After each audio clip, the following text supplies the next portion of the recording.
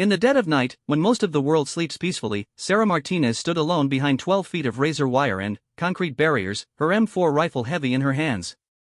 The ammunition depot stretched before her like a sleeping giant, containing enough firepower to level a small city. She had been assigned this duty for 3 months, watching over millions of dollars worth of military ordnance, believing she was just another face in the crowd of base security personnel. What she didn't know was that her every move, every decision, every moment of courage under pressure had been quietly observed and documented.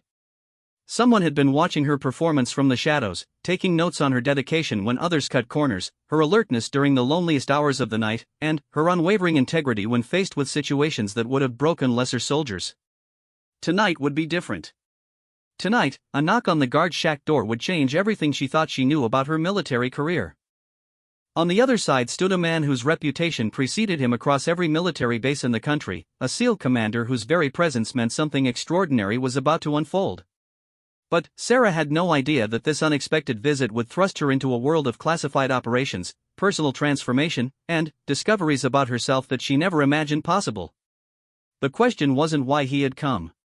The question was whether she was ready for what came next. Sara Martinez adjusted her tactical vest for the 100th time that evening as she walked the perimeter of the ammunition depot. The October air carried a crisp bite that cut through her uniform, but she had grown accustomed to the cold during her 3 months of guard duty at Fort Braxton. The base sprawled across thousands of acres in North Carolina, but her world had shrunk to this 8-acre compound surrounded by double-layer fencing, motion sensors, and enough surveillance cameras to make a casino owner jealous. At 24, Sara had enlisted in the Army 2 years prior, driven by a combination of patriotic duty and a desperate need to escape the poverty that had defined her childhood in East Los Angeles. Her mother, Maria, had worked 3 jobs to keep their small apartment, often falling asleep at the kitchen table with bills scattered around her like fallen leaves. Sara's father had disappeared when she was 12, leaving behind only empty beer bottles and a collection of broken promises. The military had offered structure, purpose, and, most importantly, a steady paycheck that allowed her to send money home every month. The ammunition depot assignment had initially felt like punishment. While other soldiers in her unit were deployed overseas or assigned to exciting training missions, Sara found herself walking the same concrete paths night after night, checking locks on storage bunkers that held everything from small arms ammunition to artillery shells. Each bunker was numbered and color-coded, containing specific types of ordnance worth millions of dollars. Building 7 held anti-tank missiles, Building 12 contained mortar rounds, and Building 15 housed small arms ammunition that could supply an entire battalion for months. Her shift began at 10 p.m. and ended at 6 a.m., 8 hours of solitude broken only by hourly radio check-ins with the base security office. The work was methodical and demanding. Every 30 minutes, she had to physically check each of the 12 storage buildings, testing door handles, examining locks, and scanning for any signs of unauthorized access.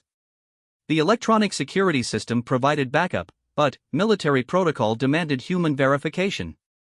One missed check or delayed radio call would bring a rapid response team racing across the base with sirens blazing.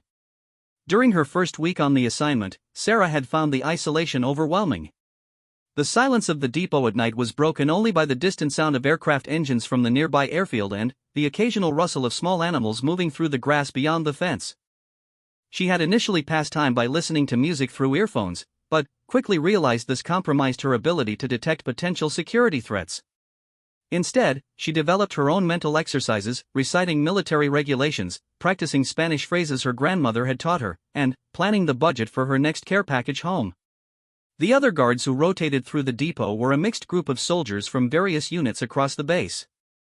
Some treated the assignment as an easy job where they could study for correspondence courses or catch up on personal letters. Others complained constantly about the boring nature of the work, counting down the days until they could return to what they considered real military duties. Sara took a different approach entirely. She treated the ammunition depot like it was the most important assignment in the military. Every lock she checked was examined thoroughly. Every shadow that seemed out of place received her full attention. When other guards might have shortened their patrol routes or extended their break times, Sara maintained the exact timing and procedures outlined in the security manual. She had read the entire depot security protocol 3 times, memorizing not just her own duties but understanding how her role fit into the larger security picture of the base. Her attention to detail had not gone unnoticed, though she was unaware of the observation. Staff Sergeant Williams, her immediate supervisor, had commented to his superiors about the young soldier who actually seemed to care about her assignment. Unlike the rotating cast of guards who treated depot duty as a temporary inconvenience, Sarah approached each shift with the same intensity she would bring to combat operations. The depot itself was a marvel of military engineering and security. The storage buildings were constructed of reinforced concrete with steel doors that required two separate keys to open. Each building was equipped with temperature and humidity controls to preserve the ammunition in optimal conditions. Motion sensors created an invisible web throughout the compound, while thermal cameras provided coverage even during the darkest nights. The entire facility operated under strict protocols that required multiple authorizations for any access to the stored ammunition. Sarah had learned these systems thoroughly, not because it was required, but because she believed understanding her environment made her more effective. She knew which cameras had blind spots, though she never exploited this knowledge. She understood the timing of the automated sensor sweeps and could predict when the thermal cameras would rotate to cover different sections. This knowledge made her feel more connected to her mission rather than just going through the motions. Her personal life had simplified since beginning the depot assignment. The night shift schedule meant she slept during the day, waking in the late afternoon to eat dinner and prepare for another night of guard duty. She had few friends on the base, partly due to her schedule and partly because of her intense focus on her duties. Other soldiers sometimes invited her to join them for weekend activities or evening gatherings, but Sarah usually declined, preferring to use her free time for physical training or studying military manuals. The loneliness was real, but Sarah had learned to find purpose in solitude. During her childhood, she had often been alone while her mother worked, and she had developed an ability to find comfort in her own company. The depot assignment felt familiar in some ways, requiring self-reliance and internal motivation that reminded her of those long afternoons in their empty apartment, doing homework at a wobbly kitchen table while dinner cooked in a slow cooker. Money remained a constant concern, despite the steady military paycheck. Sarah sent $400 home every month to help her mother with rent and utilities. She maintained her own expenses on the remaining portion of her salary, which meant few luxuries and careful budgeting for necessities. Her off-duty clothes were limited to a few civilian outfits purchased from the base exchange, and her entertainment budget was practically non-existent. The sacrifice felt worthwhile when she received letters from her mother describing how the extra money had allowed her to cut back to 2 jobs instead of 3. The ammunition depot represented more than just a security assignment to Sarah. It symbolized responsibility and trust that the military had placed in her hands. Every night, she protected millions of dollars worth of equipment that could be used to defend her fellow soldiers in combat situations. The thought that her vigilance might prevent ammunition from falling into the wrong hands or being damaged by security breaches gave meaning to even the most routine aspects of her duties. Her reputation for reliability had begun to spread beyond her immediate supervisors, though Sarah remained unaware of this development. Other guards mentioned her professionalism when discussing depot assignments. Security personnel from different shifts noted her thoroughness in shift change reports. The base military police had received several positive comments about her interactions during their random security checks of the depot. As Sarah completed another perimeter check on this particular October evening, she reflected on how the assignment had changed her perspective on military service. The depot had taught her that not all important military work involved dramatic action or combat situations. Sometimes the most crucial duties were the quiet ones, performed by dedicated soldiers who understood that security and readiness required constant attention to detail. The radio crackled to life as she approached the guard shack for her hourly check-in. Depot 7, this is base security, radio check. Base security, this is Depot 7, all clear, no issues to report, Sarah responded with the practiced efficiency that had become second nature over 3 months of identical exchanges.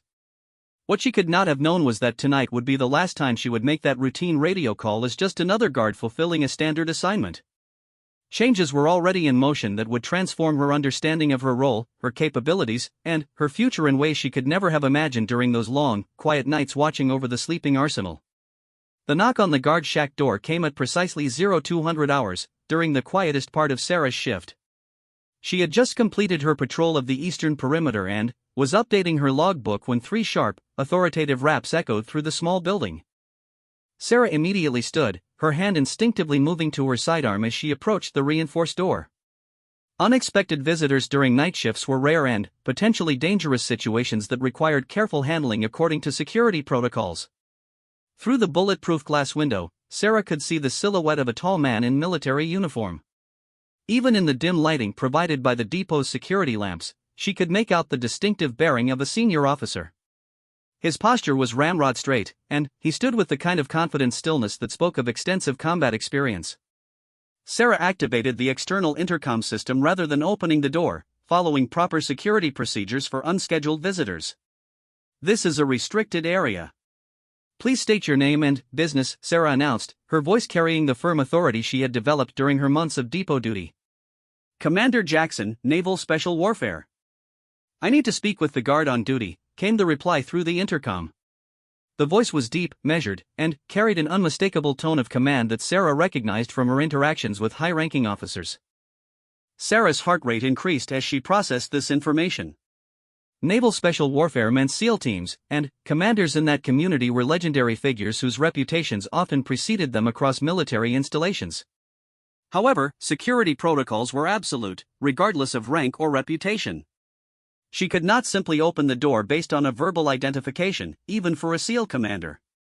"Sir, I need to see proper identification and verify your authorization to access this facility," Sarah replied, maintaining her professional demeanor while her mind raced through the proper procedures for handling this unprecedented situation. Commander Jackson stepped closer to the window and held up his military identification card against the glass. Sarah activated the external floodlight and carefully examined the ID. The photograph matched the face before her, and she could see the distinctive gold trident insignia that marked him as a qualified SEAL operator. The identification appeared authentic, but Sarah knew that appearances could be deceiving, especially in security situations involving sensitive military installations. She picked up the secure telephone connected directly to base headquarters and dialed the number for the duty officer. The phone rang twice before a voice answered. "Base security, this is Sergeant Morrison." "Sergeant Morrison, this is Martinez at Depot 7. I have an individual here claiming to be Commander Jackson from Naval Special Warfare, requesting access to speak with me.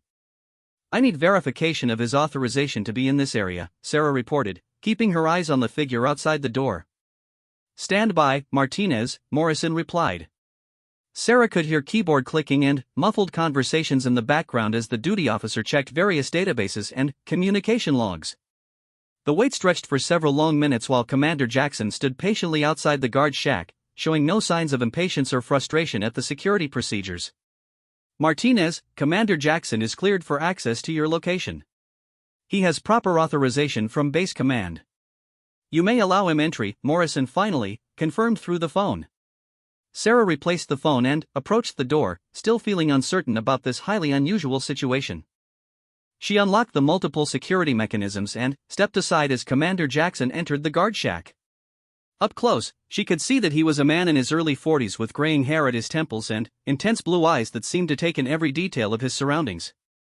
His uniform was immaculate, and he carried himself with the easy confidence of someone accustomed to operating in dangerous and unpredictable environments. "Thank you for following proper security procedures, Martinez," he said, reading her name tag. "I know this is an unusual situation, and I appreciate your attention to protocol." Sarah stood at attention, unsure of the proper response to this unprecedented visit. "Sir, how can I assist you?" Commander Jackson looked around the guard shack, taking note of Sarah's meticulously organized duty station. Her logbook was filled out in precise handwriting, her equipment was properly maintained and positioned, and the entire space reflected the same attention to detail she brought to her patrol duties. He nodded slightly, as if confirming something he already suspected. "At ease, Martinez. I'm here because your performance over the past 3 months has been brought to my attention," he began, his tone becoming more conversational while retaining its authority. "Several people have commented on your approach to this assignment." Sarah felt a mixture of pride and anxiety at this statement. She had worked hard to excel at her duties, but she had no idea that anyone outside her immediate chain of command had taken notice. The fact that a SEAL commander had personally come to speak with her suggested that her performance had implications she had never considered. "I always try to do my best, sir," Sarah replied, uncertain about where this conversation was heading but determined to maintain her professionalism. "Your best has been impressive," Commander Jackson continued. "Your supervisors report that you have never missed a security check, never been late for a shift, and never filed an incomplete or inaccurate report. More importantly, you have demonstrated initiative and attention to detail that goes well beyond the minimum requirements of this position." He paused, studying Sarah's reaction to his words. She remained standing at attention, but he could see the questions forming in her eyes. "What I'm about to discuss with you is classified, and you will need to sign additional security documentation before we continue. Are you willing to proceed?" Sarah's mind raced through the possibilities of what this conversation might entail. The presence of a SEAL commander, the mention of classified information, and the unusual circumstances of this meeting suggested that her life was about to change in ways she could not predict. However, her response came without hesitation. "Yes, sir. I'm willing to proceed." Commander Jackson reached into his uniform pocket and withdrew a folded document. "This is a non-disclosure agreement that covers our conversation tonight and any future interactions related to what we discuss. Take your time reading it, and ask any questions you might have." Sarah accepted the document and read through it carefully. The language was dense with legal terminology, but the basic message was clear: she would be legally bound to maintain secrecy about information shared during this meeting and any related activities. The penalties for violation were severe, including potential court-martial and federal criminal charges. "Sir, may I ask what this is about before I sign?" Sarah inquired, wanting to understand what she was committing to while still showing respect for the commander's authority. "You may ask, and I can provide some general information," Jackson replied. "We have been observing your performance here at the depot because we are always looking for soldiers who demonstrate exceptional reliability, integrity, and attention to detail. Your 3 months of exemplary duty have indicated that you might be suitable for more challenging and sensitive assignments." The implications of his words began to sink in for Sarah. Special operations units were known for recruiting from across all branches of the military, seeking individuals who possess not just physical capabilities but also the mental toughness and moral character necessary for extremely demanding missions. The thought that she might be considered for such opportunities was both thrilling and intimidating. "What kind of assignments, sir?" she asked, though she suspected he could not provide specific details until after she signed the agreement. "The kind that require absolute trust and perfect execution under pressure," Jackson answered. "The kind that can make a real difference in protecting our national security and the safety of our fellow service members." Sarah looked down at the document in her hands, understanding that signing it would represent a turning point in her military career. Everything she had worked toward during her time at the depot had led to this moment, though she had been unaware of the scrutiny and evaluation taking place around her. The guard shack fell silent except for the humming of electronic equipment and the distant sound of wind moving through the fence surrounding the depot.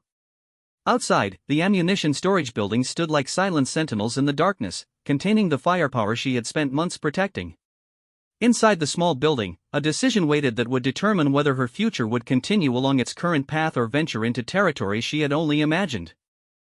Commander Jackson waited patiently, showing no signs of pressure or impatience while Sarah considered her options. His presence filled the small space with an energy that spoke of important decisions and significant consequences.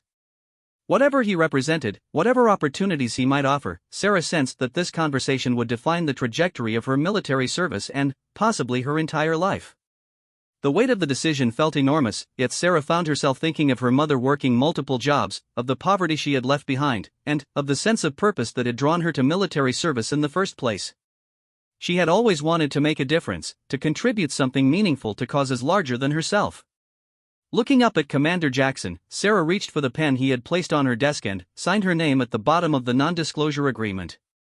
Commander Jackson collected the signed document and placed it carefully in his uniform pocket before settling into the chair across from Sarah's desk. The atmosphere in the guard shack shifted as he transitioned from formal military protocol to something more resembling a conversation between colleagues, though the underlying authority of his position remained unmistakable. "Martinez, what I'm about to tell you will probably surprise you," he began, leaning forward slightly. "For the past 3 months, your performance here has been part of an evaluation process. Not just by your immediate supervisors, but by personnel from my unit who have been monitoring your duties." Sarah felt a mixture of shock and confusion wash over her. The idea that SEAL operators had been watching her mundane guard duties seemed almost impossible to believe. "Sir, I don't understand. What could my work here possibly have to do with special operations?" "More than you might think," Jackson replied with a slight smile. You see, the most important qualities we look for in potential candidates aren't necessarily the obvious ones. Physical fitness and tactical skills can be taught. What we cannot teach is the kind of character you've demonstrated night after night in this isolated assignment. He stood and moved to the window, looking out at the ammunition depot that had become Sarah's world for the past 3 months. Every successful special operations mission depends on people who will do their job correctly even when no one is watching, even when the task seems boring or unimportant, even when they could easily cut corners without consequences. What you've done here demonstrates that kind of reliability.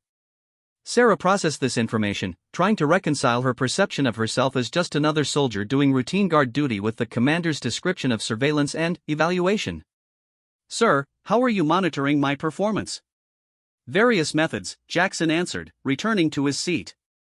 "Random spot checks during your shifts, analysis of your security reports, conversations with other guards who worked alongside you, and evaluation of your responses to the occasional irregular situations that arose during your duty periods."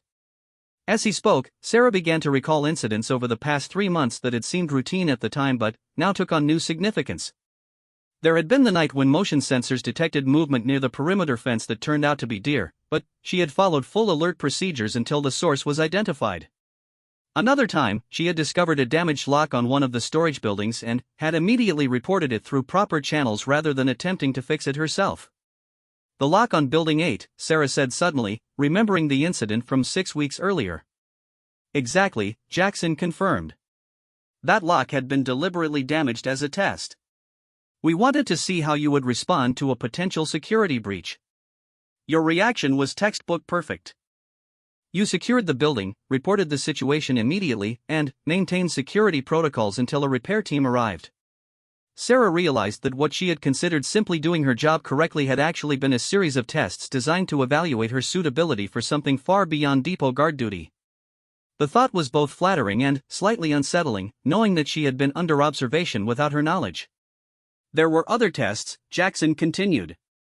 "The civilian contractor who showed up claiming to need access to Building 12 for maintenance verification. You properly refused entry and required him to return during normal business hours with proper authorization.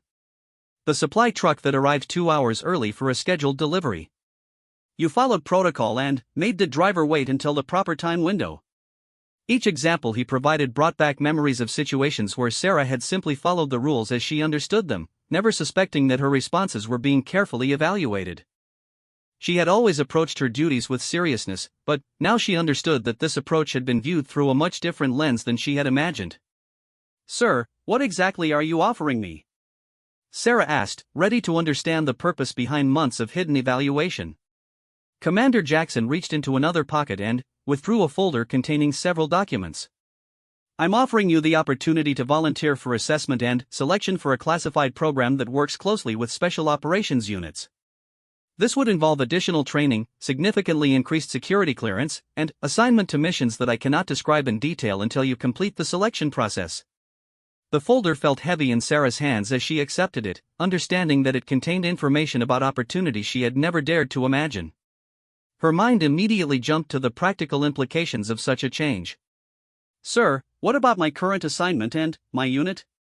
"If you choose to proceed, you would be transferred to a temporary duty status for the selection process. Your current command has already been briefed on this possibility and has given their approval for your participation. They have been very complimentary about your performance and professionalism." Sarah opened the folder and began reading the first document, which outlined a selection process that would last 8 weeks and would test candidates physically, mentally, and psychologically. The training would take place at a facility she had never heard of, and successful completion would lead to assignment within a program called Strategic Support Operations. "Strategic Support Operations?" she asked, looking up from the documents.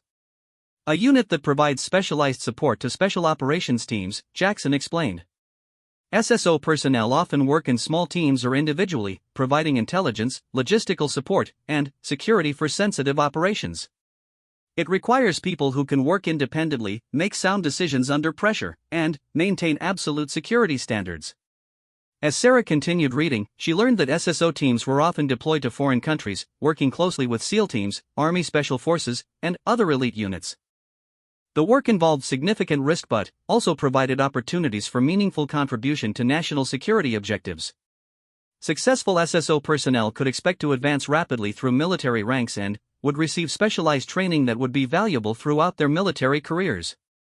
The salary information in the folder showed a significant increase in pay, which would allow Sarah to send more money home to her mother while also improving her own standard of living. More importantly, the description of the work aligned with her desire to make a meaningful contribution to something larger than herself. "Sir, why me?" Sarah asked. "There must be thousands of soldiers who could do this work." "There are thousands who could potentially do this work," Jackson corrected. "But there are very few who have demonstrated the specific combination of qualities we require. Your performance here has shown us that you possess integrity, attention to detail, ability to work independently, and commitment to excellence even in routine assignments. These are exactly the characteristics we need." He paused, allowing her to absorb this information. "Additionally, your background gives you certain advantages. You speak fluent Spanish, you understand how to function effectively with limited resources, and you have shown that you can maintain high performance standards even under monotonous conditions. These skills translate well to the kind of work SSO performs." Sarah thought about her childhood in East Los Angeles, the financial struggles that had shaped her perspective on life, and the determination that had driven her to excel in military service despite starting from disadvantaged circumstances. She had never considered these experiences as qualifications for special operations support, but Jackson's explanation helped her understand how her background had prepared her for challenges she had never anticipated. "What happens if I don't succeed in the selection process?" she asked, thinking about the practical implications of leaving her current assignment. "You would return to your current unit with no negative impact on your military record," Jackson assured her. "The selection process is designed to identify the right people for this work, and there is no shame in not being selected. Many excellent soldiers attempt this training without succeeding. What matters is that you have the courage to try." The conversation was interrupted by Sarah's radio crackling to life with the scheduled hourly check-in from base security. She responded with her standard all-clear report, but the routine interaction felt surreal given the extraordinary conversation taking place in her guard shack. After completing the radio call, Sarah returned her attention to Commander Jackson and the life-changing decision she was being asked to make. The documents in her hands represented a path toward opportunity she had never imagined, working with the most elite units in the military and contributing to missions of national importance. At the same time, she was acutely aware of the risks involved. Special operations work was dangerous, and even support personnel faced significant hazards. The selection process itself would be physically and mentally demanding, with no guarantee of success. Failure would mean returning to regular military duties having attempted something beyond her proven capabilities. "How long do I have to decide?" Sarah asked. "The next selection cycle begins in 2 weeks," Jackson replied. "I need your answer by tomorrow evening if you want to participate." The weight of the decision settled over Sarah as she realized that she had less than 24 hours to choose between continuing her current path and taking a leap toward something entirely unknown. Everything she had worked for, everything she had accomplished, had led to this moment of choice that would define her future in ways she was only beginning to understand. The remainder of Sarah's shift passed in a blur of conflicting thoughts and emotions. After Commander Jackson departed, leaving her with the folder of classified documents and the weight of an impossible decision, she found herself going through the motions of her security rounds while her mind raced through the implications of what she had learned. Each familiar step along the perimeter fence felt different now, knowing that her performance had been secretly evaluated for months by some of the most elite soldiers in the military. As dawn approached and her relief guard arrived for the morning shift, Sarah handed over the security log and completed her final radio check-in, wondering if this might be the last time she performed these routine duties. The normalcy of the shift change felt almost absurd given the extraordinary conversation that had taken place just hours earlier. Her replacement, Corporal Thompson, noticed her distracted demeanor but attributed it to fatigue from the long night shift. Sarah drove back to her barracks through the quiet base roads, watching the sunrise paint the sky in shades of orange and pink that she had never really noticed during her previous morning commutes. The beauty of the moment felt significant somehow, as if she were seeing her world with new eyes that could appreciate both its familiar comforts and its limitations. In her small barracks room, Sarah spread the documents from Commander Jackson across her narrow desk and began reading them more carefully. The selection process outlined in the papers was daunting. 8 weeks of intensive training that would test every aspect of her physical fitness, mental toughness, and psychological resilience. Candidates would be evaluated on their ability to operate under extreme stress, make critical decisions with incomplete information, and maintain their effectiveness during extended periods of sleep deprivation and physical exhaustion. The failure rate for the program was sobering. According to the statistics provided, only about 30% of candidates successfully completed the selection process. Even more concerning, some candidates were eliminated not for failing specific tests but for lacking the intangible qualities necessary for special operations support work. The document emphasized that selection was as much about character and judgment as it was about meeting measurable performance standards. Sarah tried to imagine herself in the scenarios described in the training outline. Night navigation exercises through unfamiliar terrain while carrying heavy equipment. Psychological evaluations designed to test her stability under pressure. Leadership exercises where she would be required to make decisions affecting the safety and success of her teammates. The challenges seemed almost overwhelming for someone whose military experience consisted primarily of basic training and 3 months of guard duty. Yet as she read about the opportunities available to successful graduates of the program, Sarah felt a growing sense of excitement that competed with her anxiety. SSO personnel worked on missions that directly impacted national security. They traveled to locations around the world, often operating in environments where their skills and judgment could mean the difference between mission success and failure. The work required constant learning and adaptation, presenting challenges that would push her to develop capabilities she never knew she possessed. The financial benefits were significant but not the primary attraction for Sarah.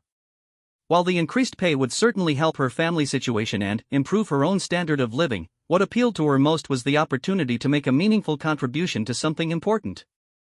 The routine of depot guard duty had taught her valuable lessons about discipline and attention to detail, but it had also left her hungry for work that felt more directly connected to the larger purposes of military service. Sarah's phone rang, interrupting her study of the documents. The caller ID showed her mother's number, and Sarah answered immediately, grateful for the familiar voice that could provide perspective on her current dilemma. "Mija, how are you? You sound tired," Maria Martinez observed with the intuitive awareness that mothers develop after years of listening to their children's voices. "I'm okay, Mama. Just finished a long shift," Sarah replied, settling back on her narrow military-issue bed. "How are things at home?" "Better, thanks to the money you send. I was able to cut back to just 2 jobs last month, and I'm sleeping more now." "You don't know how much that means to me," Maria said, and Sarah could hear the gratitude and relief in her voice. As they talked about family news and neighborhood gossip, Sarah found herself thinking about how her decision would affect her ability to support her mother. The increased pay from SSO work would allow her to send more money home, but the training period would involve significant uncertainty. If she failed to complete the selection process, she would return to regular military duties without any improvement in her financial situation. More importantly, the dangerous nature of special operations support work meant that Sarah would be taking risks that could potentially leave her mother without any support at all. The thought of Maria returning to 3 jobs because Sarah had been injured or killed during a mission was almost unbearable to contemplate. "Mama, can I ask you something?" Sarah said when the conversation reached a natural pause. "Of course, Mija. What is it?" "If you had a chance to do something really important, something that could make a big difference but was also very risky, would you take it?" Maria was quiet for a long moment, and Sarah could almost see her mother's face as she considered the question with the seriousness she brought to all important matters. "That depends, Mija. What kind of risk, and what kind of difference?" Sarah struggled with how to answer without violating the security requirements of her conversation with Commander Jackson. The kind of risk that comes with trying to do more than you've done before. And the kind of difference that could help protect people. "You're talking about your military work," Maria said, demonstrating the perceptiveness that had helped her navigate years of financial and personal challenges. "Something new has come up for you." "Yes," Sarah admitted. "Something that could change everything about my career, but also something that could be very difficult and dangerous." Maria was quiet again, and Sarah could hear the sound of traffic in the background, suggesting that her mother was walking to or from one of her jobs. "Mija, when your father left us, I had to decide whether to give up or to fight for something better. It would have been easier to give up, to accept that our life was always going to be a struggle. But I chose to fight because I wanted you to have chances that I never had." She paused, and when she continued, her voice carried the strength that had sustained their family through years of hardship. If this opportunity is real, if it's something that could let you become the person you're meant to be, then you have to try. The money you send helps, but what helps more is knowing that you're building a life that matters. After ending the call with her mother, Sarah felt a clarity that had been missing during her hours of internal debate. The fear and uncertainty remained, but they were overshadowed by a growing conviction that this opportunity represented exactly what she had been preparing for during her months of meticulous guard duty. Sarah spent the rest of the day researching what little information she could find about special operations support roles, reading military regulations about transfer procedures, and mentally preparing herself for the conversation she would need to have with Commander Jackson. By evening, she had made her decision. The phone number Jackson had provided connected directly to his secure communication system, and, when he answered, his voice carried the same calm authority she remembered from their meeting. "Commander Jackson, this is Martinez. I've made my decision about the SSO selection process." "Go ahead, Martinez." "Sir, I want to volunteer for the program. I understand the risks and the requirements, and I believe this is what I want to do with my military career." There was a brief pause before Jackson responded, and Sarah could hear what sounded like approval in his voice. "Outstanding, Martinez. Report to Building 847 tomorrow at 0800 hours for initial processing. Bring only your personal identification and the documents I provided last night. Everything else will be provided for you." "Yes, sir." "Sir, may I ask one question?" "Of course. How confident are you that I can succeed in this program?" Jackson's answer came without hesitation. "Martinez, if I weren't confident in your abilities, we wouldn't be having this conversation. The selection process will be challenging, but you've already demonstrated the most important qualities we're looking for. The rest is just a matter of pushing yourself to discover capabilities you probably don't know you have." After ending the call, Sarah sat in her small room surrounded by the possessions that had defined her military life for the past 2 years. Tomorrow, she would begin a journey towards something completely unknown, leaving behind the security and predictability of her current assignment for opportunities that both excited and terrified her. She opened her laptop and began typing an email to her mother, trying to find words that would explain her decision without revealing classified information. As she wrote, Sarah realized that she was no longer the same person who had begun guard duty at the ammunition depot 3 months earlier. The routine duties and long nights of solitude had prepared her for this moment in ways she was only beginning to understand. The young woman who had enlisted in the army to escape poverty and send money home to her family was evolving into someone capable of contributing to missions that protected national security. Tomorrow would mark the beginning of discovering just how far that evolution could take her. 6 months later, Sarah Martinez stood in a briefing room at a classified facility in Virginia, wearing the distinctive insignia of Strategic Support Operations on her uniform. The young woman who had spent lonely nights walking the perimeter of an ammunition depot had been transformed through 8 weeks of the most demanding training she had ever experienced, followed by specialized schooling in intelligence analysis, advanced communications, and cross-cultural operations. The selection process had tested every aspect of her character and capabilities. During the first week, candidates had been subjected to continuous physical and mental challenges designed to eliminate those who lacked the resilience necessary for special operations support work. Sarah had watched as soldiers who seemed stronger and more experienced than her were eliminated for inability to maintain performance standards under extreme stress. The psychological evaluations had been particularly challenging. Military psychologists had probed every aspect of her background, motivations, and mental stability through interviews, written tests, and scenario-based exercises. They had questioned her about her childhood poverty, her relationship with her absent father, and her ability to make life-or-death decisions under pressure. Sarah had answered every question with complete honesty, understanding that any attempt to present herself as something other than what she truly was would ultimately result in failure. Physical training had pushed her beyond limits she thought possible. Daily runs began at 5 miles and gradually increased to 15 miles over mountainous terrain while carrying 40-pound packs. Obstacle courses tested not just physical fitness but problem-solving abilities as candidates were required to overcome barriers using limited resources and creative thinking. Sleep deprivation exercises required maintaining alert performance during extended periods with only 2 or 3 hours of rest per night. The leadership exercises had surprised Sarah with their complexity and realism. She had been placed in scenarios where she was responsible for the safety and success of teammates during simulated combat operations. These exercises tested her ability to make sound decisions with incomplete information, communicate effectively under stress, and maintain team cohesion when everything seemed to be going wrong.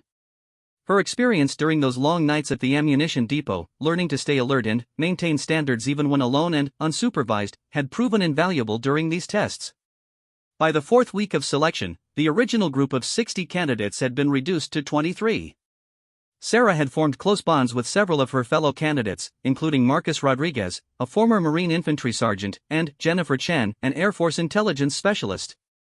Together, they had supported each other through the most difficult phases of training, sharing encouragement during moments when the challenges seemed insurmountable. The academic portion of training had introduced Sarah to aspects of military operations she had never imagined. She learned to analyze intelligence reports, identifying patterns and connections that could provide vital information for operational planning.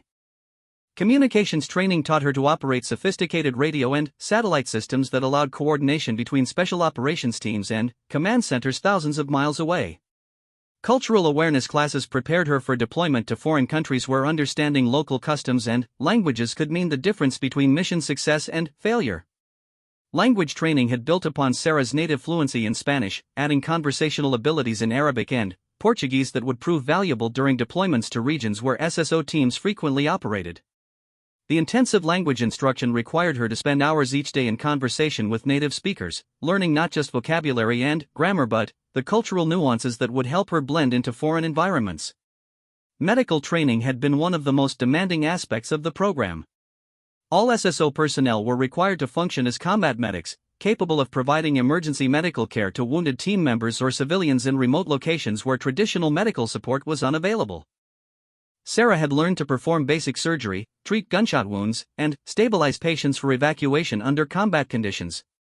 The training had been emotionally challenging as well as technically demanding, requiring her to remain calm and effective while dealing with simulated casualties that felt disturbingly realistic. The graduation ceremony for successful candidates had been a small, private affair attended only by SSO leadership and a few family members who had been granted security clearances. Sarah's mother had made the trip from Los Angeles, and her pride had been evident as she watched her daughter receive the SSO insignia from Commander Jackson. Maria Martinez had struggled with tears as she realized how far her daughter had traveled from their small apartment in East Los Angeles to this moment of professional achievement. Following graduation, Sarah had been assigned to SSO Team 7, a 5-person unit that specialized in providing support for SEAL operations in Central and South America. Her fluency in Spanish and her ability to operate effectively in resource-limited environments made her particularly valuable for missions in these regions. The team leader was Master Sergeant David Williams, a veteran of numerous deployments who had specifically requested Sarah for his team based on her performance during training. Her first deployment had taken the team to Colombia, where they provided intelligence support for a joint operation targeting drug trafficking networks that were funding terrorist organizations. Sarah's role had involved establishing communication networks in remote jungle locations, coordinating with local government forces, and analyzing intelligence gathered from various sources. The mission had lasted 3 weeks and had required her to operate for extended periods without contact with base headquarters, making decisions that affected the safety of both her team and the SEAL units they were supporting. The success of that first mission had established Sarah's reputation within the SSO community as a reliable and capable operator. Her attention to detail, which had been developed during months of ammunition depot guard duty, proved invaluable when setting up communication equipment that had to function flawlessly in challenging environmental conditions. Her ability to remain calm under pressure, demonstrated during numerous training exercises, had helped her team navigate several unexpected complications during the operation. The financial benefits of SSO service had transformed Sarah's family situation in ways she had never imagined possible. The significant increase in her military pay, combined with hazardous duty bonuses for overseas deployments, allowed her to send enough money home for her mother to quit all of her jobs and return to school to complete the nursing degree she had abandoned years earlier. Maria Martinez was now only months away from graduation and had already received job offers from several hospitals in the Los Angeles area. More importantly for Sarah, the work provided the sense of purpose and meaningful contribution that she had sought when enlisting in the military. Each mission involved challenges that required her to use every skill she had developed, from technical expertise to cultural awareness to leadership abilities.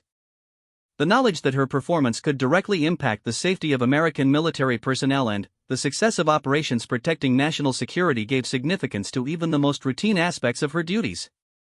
The team dynamics within SSO-7 had become like a second family for Sarah. The trust and interdependence required for successful special operations support had created bonds deeper than those she had experienced with any previous military unit. Each team member brought unique skills and perspectives that contributed to the team's overall effectiveness, and Sarah had discovered leadership abilities she never knew she possessed as she gradually assumed responsibility for coordinating complex communication and intelligence operations. Commander Jackson had maintained contact with Sarah throughout her SSO service, serving as both mentor and advocate for her continued professional development. During their most recent meeting, he had discussed opportunities for her to attend advanced training programs that could lead to assignment with even more specialized units. The conversation had reminded Sarah of that night in the guard shack when he had first explained the opportunities available to soldiers who demonstrated exceptional reliability and character. As Sarah prepared for her team's next deployment, this time to Southeast Asia where they would support operations against human trafficking networks, she reflected on the journey that had brought her from those lonely nights at the ammunition depot to her current position as a trusted member of an elite military unit. The transformation had required her to discover capabilities she had never known she possessed, but it had built upon foundations that had been established during those months of routine guard duty when no one was watching except for the evaluators she never knew were there. The young woman who had once worried about her mother working 3 jobs to pay rent was now in a position to provide financial security for her family while serving her country in ways that had direct impact on global security operations. The disciplined approach to mundane tasks that had characterized her performance at the ammunition depot had evolved into expertise in complex operations that took her to some of the most dangerous and sensitive locations in the world. Standing in the briefing room, surrounded by classified maps and intelligence reports that outlined their upcoming mission, Sarah understood that her story was still being written. Each successful operation opened doors to new opportunities and greater responsibilities within the special operations community. The path that had begun with a simple assignment to guard military ammunition had led to adventures and achievements she could never have imagined during those quiet nights walking the perimeter fence. The knock on the guard shack door that had changed everything had come exactly when she was ready for it, though she hadn't known it at the time. Commander Jackson had seen potential in her that she hadn't recognized in herself, but he had also seen the character and work ethic that had been demonstrated through months of dedication to an assignment that others had considered boring and unimportant. As her team prepared to deploy on another mission that would test every skill they had developed, Sarah realized that her greatest achievement was not the prestigious assignment or the financial security she had gained, but the discovery that ordinary dedication to duty could lead to extraordinary opportunities for service and personal growth.